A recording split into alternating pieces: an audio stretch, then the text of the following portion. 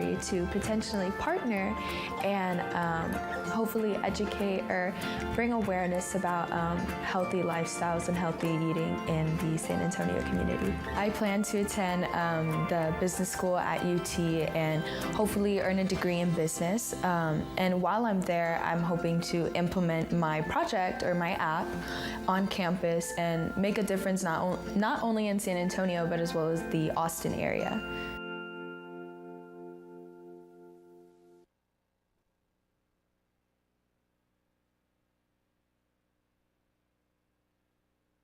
Hello, I'm Aaronetta Pierce, Tri-Chair of the Alamo Citizens Advisory Committee. The committee was established in 2014 to develop the vision and guiding principles that serve as the foundation for the Alamo Plan. In the summer of 2021, we hosted 7 content discussion meetings to explore the layered stories of the Alamo. I am pleased to present this meeting on the civil rights movement in San Antonio. The discussion takes us to a more recent period in history and examines how the area around the Alamo was the staging grounds for some of the demonstrations for equality. The Alamo has always been a place of historic importance for free speech. Politicians and activists have used the Alamo Church as a backdrop for sparking hope and encouraging activism. The civil rights movement had some powerful moments around the Alamo, including to the northwest along Houston Street, as Woolworths and other lunch counters became integrated. San Antonio played a pivotal role in the Mexican-American civil rights movement, both in Texas and the nation. The civil rights movement in San Antonio was progressive. After many strategic meetings of local Black and white ministers' organizations, the San Antonio chapter of the NAACP, the military commands, and the downtown business leaders, there followed the peaceful integration of local lunch counters. Yet, at other times, San Antonio lagged behind the rest of the country in passing supportive legislation. Lunch counters on Houston Street were part of the peaceful integration, including Woolworths on the northwest corner of the historic Alamo grounds. It is important that we embrace the continuum of time to show how events from the past are directly reflected into today. The events of the northwest corner reveal the Alamo's historic significance, not only of the past, but also as time continues forward. Hearing first-person accounts of inequality, discrimination, and denial of rights that we take for granted today can help us to better understand, assess, and document events from the past. Hosting this meeting at the Majestic Theater helped us to highlight some of those stories.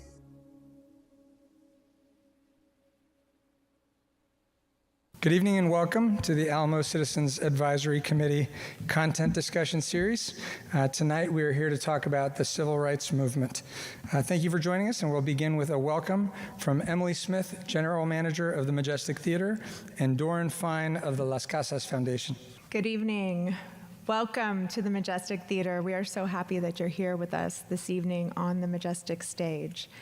The Majestic Theater opened in 1929.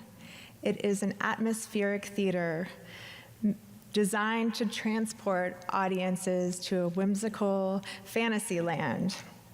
The Majestic, created by John Eberson, was created to make audiences feel like they are in a Mediterranean villa or Spanish villa under the starry night sky, surrounded by 27 birds, including a magnificent white peacock over here over my left shoulder. Eberson, during his time, designed about 100 atmospheric theaters. Today, there are 16 or 17 atmospheric theaters faithfully restored and still operating in the United States. And we are so fortunate that the Majestic Theater in San Antonio, Texas is one of them. And that would not be possible without the work of the Las Casas Foundation. And I'd like to introduce to you Doran Fine with Las Casas Foundation. Thank you for being here. Good evening and welcome to the Majestic Theater.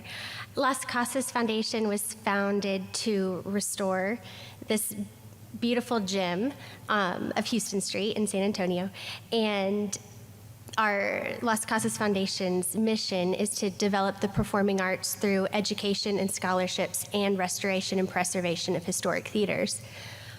While we are still remain to be stewards to the Majestic and Charlene McCombs Empire Theaters, our focus is also on the future of the arts to ensure that we have audience members and performers, and we have developed the Jossie Awards, which is our scholarship program, where Las Casas Foundation awards over $100,000 in scholarships to high schoolers every year. And we welcome you all to join us next May for the Jossie Awards and celebrate the talent in San Antonio. And thank you very much for being here. We hope you enjoy your time in the spotlight on stage. Thank you. And now I'd like to invite our tri-chair, Ms. Aranetta Pierce, to come give us our opening for the evening. I'd like to thank those who welcomed us to the theater. And I'd like to share with you that it is a special thing for me to be here in the Majestic Theater because I was a charter member of the Las Casas Board that restored the Majestic and Empire Theaters. And I cannot come in these theaters without thinking of the Grand Doyen of San Antonio, my sweet dear friend, Jocelyn Strauss, who led the effort to restore these theaters. And if she were here, she'd say, enjoy all the beauty. But I always remember the night of the opening, Jossie and I were going through the lobby, and we had drinks in our hands, and somebody wanted to take a photograph of us, and so I put my drink down on the carpet, and her first response was, it may spill on the carpet. And she had gone through every bit of restoration of every inch of this place, and so it meant everything to her. So I just wanted to say that and to pay tribute to her and to thank the Majestic and the Las Casas Foundation for being such great stewards of this special place. Good evening again to all of you, and thank you for joining us. I'd like to especially thank my shoulders that I rest on, my tri-chairs, Rebecca Villagran and Sue Ann Pemberton. Thank you so kindly. I'd also like to recognize, I don't think they're here, Laurie Houston and Kate Rogers. Our interpretive museum consultants from PGAV Destinations and Gallagher Associates are also here to listen. And as a reminder, this is our final content discussion meeting of the summer. Videos of all the meetings are available on the city's website and YouTube channel, and we encourage you to go back and look at all of them. The Alamo has always been a place of historic importance for free speech. Politicians and activists have used the Alamo Church as a backdrop for sparkling hope and encouraging activism. The civil rights movement had some powerful moments around the Alamo, including to the northwest along Houston Street as Woolworths and other lunch counters became integrated. San Antonio played a pivotal role in the Mexican-American civil rights movement, both in Texas and in the nation. I'd like to thank the Alamo Citizens Advisory Committee, the real wind beneath our wings, who serve as the theme captains to help plan this meeting. That would be Patricia Mejia, Sharon Aguillan, Carrie Latimore, and Rudy Rodriguez. I'd like to just take a moment, as we are talking about civil rights and caring for people, to think of the people in Haiti and the people in Afghanistan who, as we speak, are running for their very lives.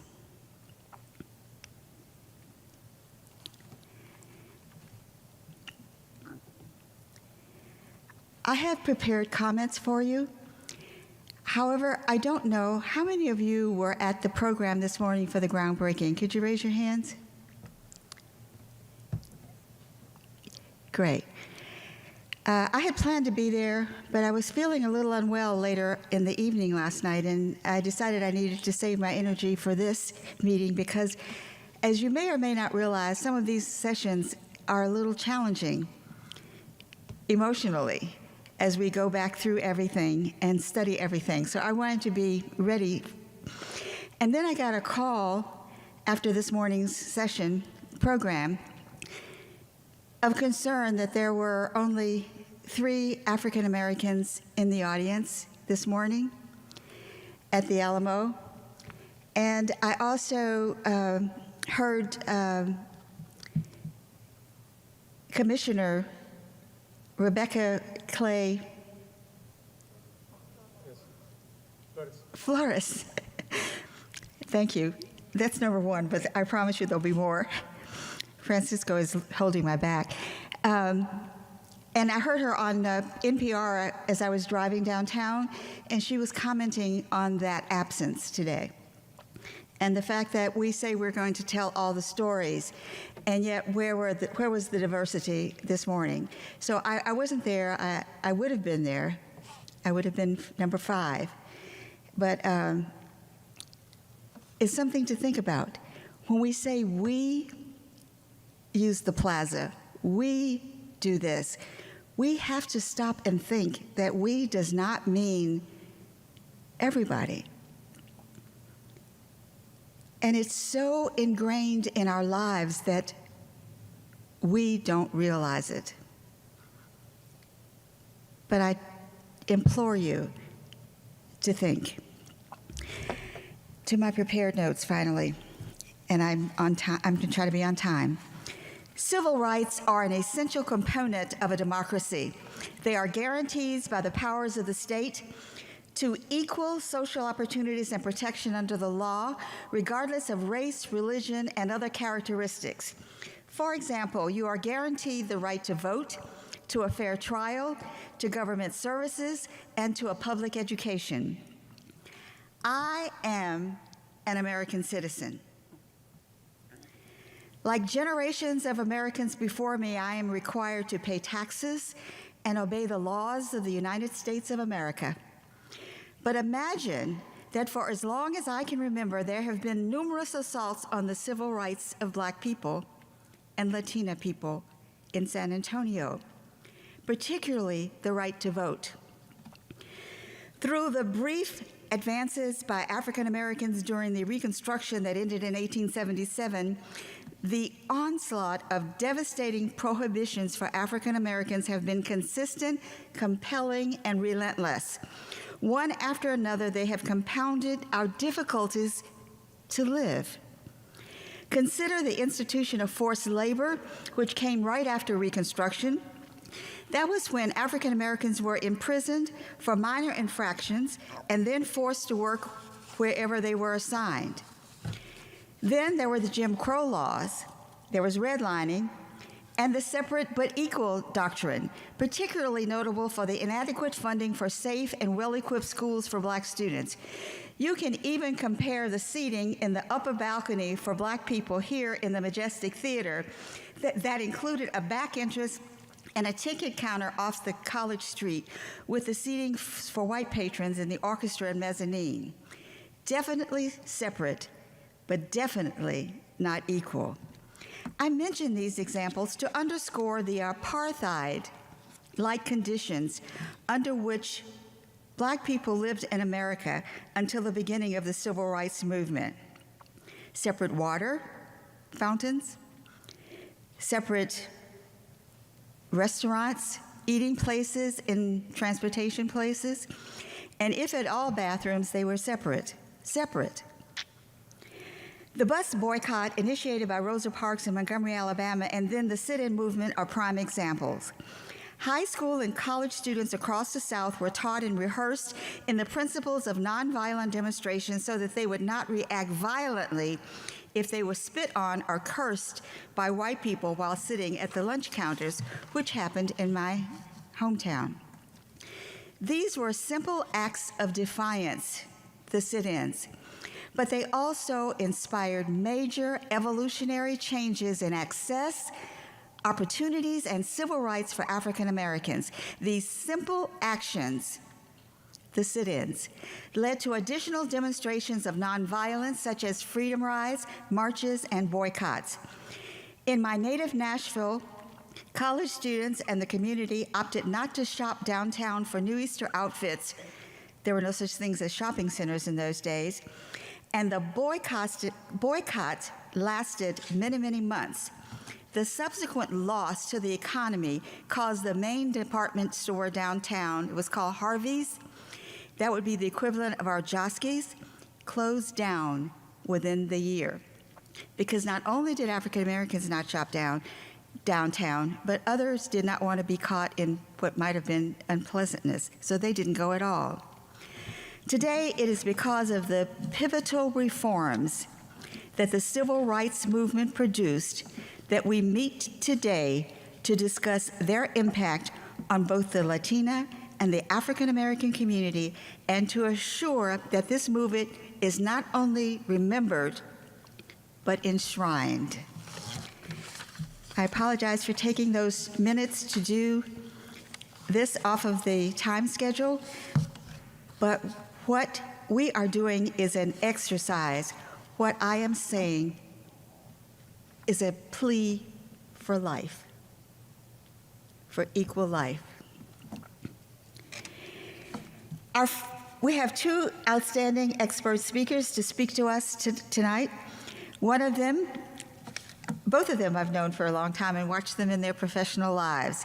Dr. Sarah Zenaida Gould is Interim Executive Director of the Mexican American Civil Rights Institute. She has curated over a dozen exhibits on history, art, and culture, and is the founding director of the Museo del West Side, and was lead curatorial researcher at the Institute of Texas Cultures, which is where I got to know her when I was on the board there. She is co-founder and co-chair of Latinos in Heritage Conservation and an advisor to the National Trust for Historic Preservation. She received a BA in African American Studies from Smith College and a master's degree and a PhD in American Culture from the University of Michigan. She is a former fellow at the National Museum of American History, the Winterthur Museum, and the American Antiquarian Society, and is an alumna of the National Association of Latino Arts and Culture Leadership Institute. The next speaker is Dr. Carrie H Latimore, a member of our committee, and allowed this special opportunity because he was commissioned and wrote the special report on civil rights in San Antonio. Dr. Carrie H Latimore is Associate Professor of History at Trinity University, where he is the co-director of the African American Studies program and the past chair of the History Department. Groundbreaking. He holds a master's degree and a PhD in United States history from Emory University in Atlanta, Georgia, and a BA from the University of Richmond in Virginia, his native Virginia.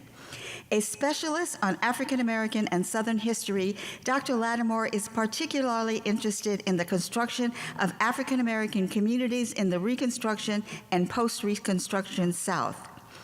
First, before they begin, as is traditional, we will hear from Ms. Melissa Simmons from PGAV about how tonight's discussion aligns with the vision and guiding principles created by this committee.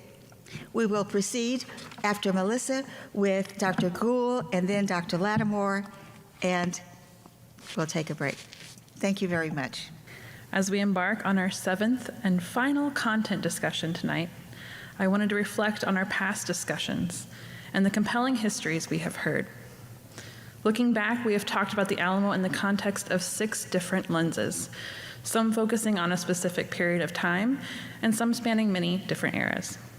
We have heard from 24 experts, including scholars, historians, archaeologists, researchers, and specialists, and we have the pleasure of hearing from 4 more this evening. Our discussions have revolved around the research and interpretation of historical documents, archaeology, and other evidence to create a picture of the past. It is interesting that we are ending this content series on a topic where we still have living memories of events. Personal stories and oral histories from the 20th century provide a voice, an audible persona, to historic events, allowing us to hear the real people behind the story. The Alamo has been a site of so much history for centuries, but after the Battle of 1836, it became a symbol for freedom and liberty. From that time through to today, the Alamo has been used as a rallying point to spark hope and encourage activism. From Teddy Roosevelt to John F. Kennedy, politicians have used the Alamo Church as a backdrop for rallies and re-election campaign speeches. Activists have marched here to gain support for their cause, using the Alamo as a gathering place. Annual celebrations and ceremonies bring people from all backgrounds to the Alamo for events such as memorial services and military events.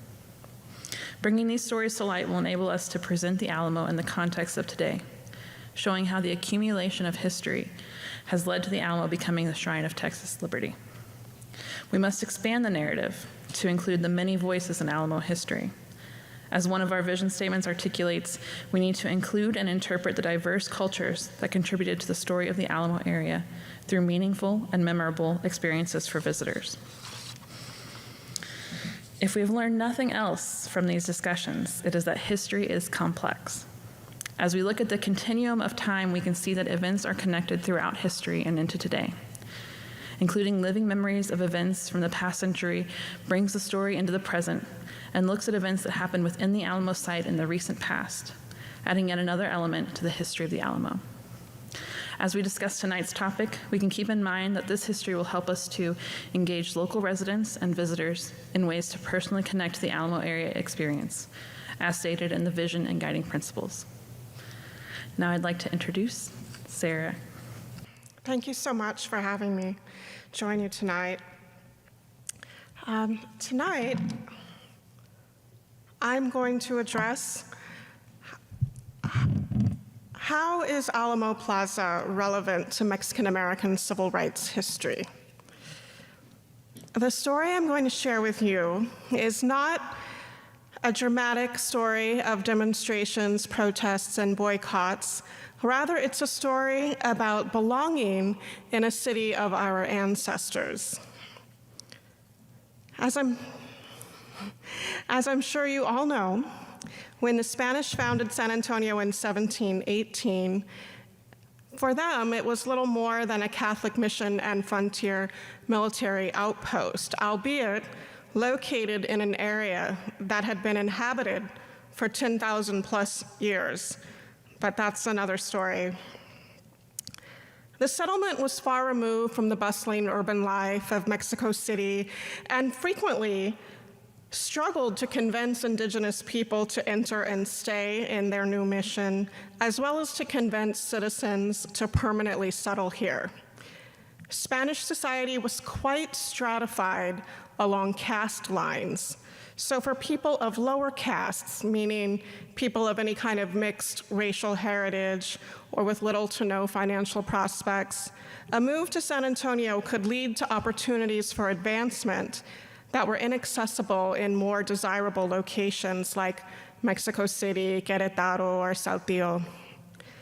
It was these folks who 13 years later were joined by the Canary Islanders in 1731, who by the late 1700s made San Antonio the center of Spanish Texas. So I just want to repeat that. By the late 1700s, San Antonio was the center of Spanish Texas. And then a few decades later, in 1821, when Mexico gained independence from Spain, San Antonio became the center of Mexican Texas.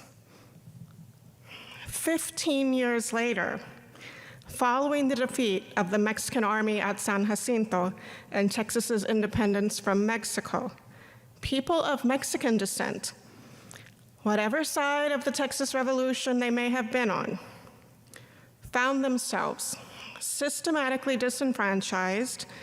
In many cases, they had their land stripped from them, from those newly in power, and they were pushed to the margins of the city that they built.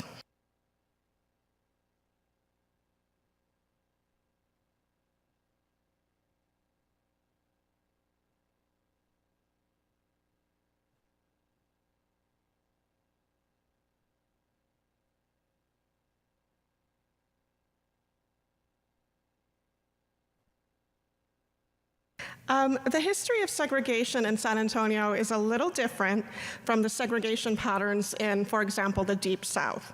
Like many other cities in the Southwest, people of Mexican descent were also segregated in San Antonio.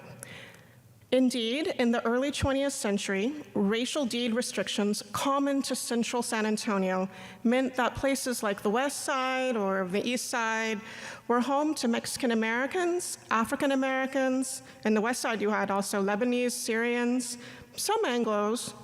And then after 1917, we also had an exiled group of Chinese migrants known as Persians Chinese. And it wasn't just the neighborhoods that were segregated. Before the 1950s, Mexican school children were sent to underfunded Mexican schools, and access to stores and public accommodations, including theaters, parks, swimming pools, often depended on one's skin color and English language proficiency. In other words, could you pass? Some of you have probably seen the signs about no dogs, no Negroes, no Mexicans, or we serve whites only, no Spanish or Mexicans. Those are kinds of things that you would have seen in the Southwest, including here in Texas. So back to 1836. Following the overthrow of Mexican rule in 1836, cultural geographer Daniel Arriola describes the emergence of a dual landscape in San Antonio with separate Mexican and Anglo downtowns by the early 20th century. If we can get the map up, I'll show it to you, but try to imagine. The Mexican downtown was located, there we go. Okay, there's the map. The Mexican downtown was located to the immediate west of the San Pedro Creek. As described in a 1938 city guidebook, quote, "The Mexican district of San Antonio is a city all to itself, existing side by side with the gringo city across San Pedro Creek. Alternatively called Laredito, or the Mexican Quarter, this area encompassing roughly Houston Street to the north, Nueva Street to the south, which used to be called Monterrey, so on that map it's Monterrey, San Pedro Creek to the east, and Pecos Street to the west. This was the pre-urban renewal commercial center of Mexican-American San Antonio. This was an area filled with Mexican-American-owned businesses, Spanish language